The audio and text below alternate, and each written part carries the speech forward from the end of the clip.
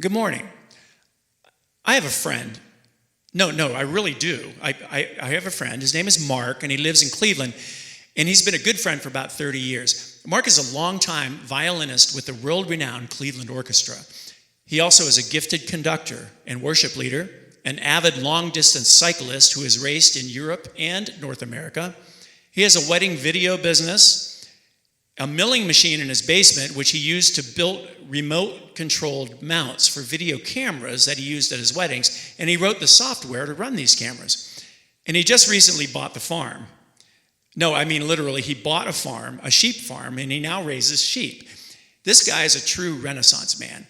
So don't people like that make you just a teeny bit jealous? The guy can do anything. One such man, like my friend Mark, is the subject of our latest excursion into the mysterious world of adventure that we know as Hymnody in History. Syracuse University, a pretty famous, well-known university, isn't it? Illustrious list of alumni, including Dick Clark, Bob Costas, Vanessa Williams, bluesman Lou Reed, Ted Koppel, William Safire, Al Davis, Megyn Kelly, Jim Brown of the Browns, and okay, you get the picture. But then there's Malby Babcock. The Babcocks were a prominent colonial family, and Malby was gifted for greatness. He, like my violinist friend, excelled in everything he did. He was an expert swimmer, captain of the Syracuse baseball team.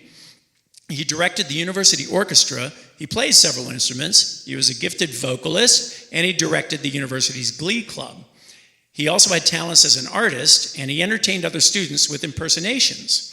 He graduated with highest honors in 1882 and was later selected to give the university alumni address in 1895. He also loved the outdoors and was an avid fisherman, one of those Renaissance men. And with all that going for him, he could have done anything he wanted and been successful in any profession, but he heard and answered God's call to the ministry. After seminary, he became pastor of the First Presbyterian Church in Lockport, New York, midway between Lake Erie and Lake Ontario, and not far from Niagara Falls. It's a beautiful place, and Malby enjoyed hiking and running in the hills outside of town. He'd tell his secretary, "I'm going out to see my Father's world." And then he'd immerse himself in the beauty of God's creation. During his time there, he wrote a 16-stanza poem entitled, "This is My Father's World."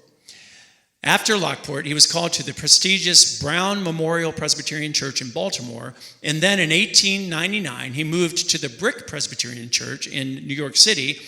That's the same church where Henry Van Dyke served, who wrote Joyful, Joyful, We Ignore Thee. Ha, that's what my daughter used to say when she was 3, we ignore thee. Joyful, joyful, we adore thee. And it was featured in a previous edition of Hymnody in History. You know, every time I say Hymnody in History, it does that. Anyway, at any rate, Babcock found his New York tenure very taxing, which is not surprising because the taxes are higher in New York City. Just saying. I'm sorry. Anyway, he wrote these lines in the face of daunting pressures. "Be strong. We are not here to play, to dream, to drift. We have hard work to do and loads to lift. Shun not the struggle. Face it, 'tis God's gift. Be strong." Those are good words for us in this difficult time. Be strong. Let's worship God and sing the wonderful hymn given to us by Malby Babcock called "This is My Father's World," only 3 verses. And so, another chapter comes to an end in the ongoing saga known as Hymnody in History.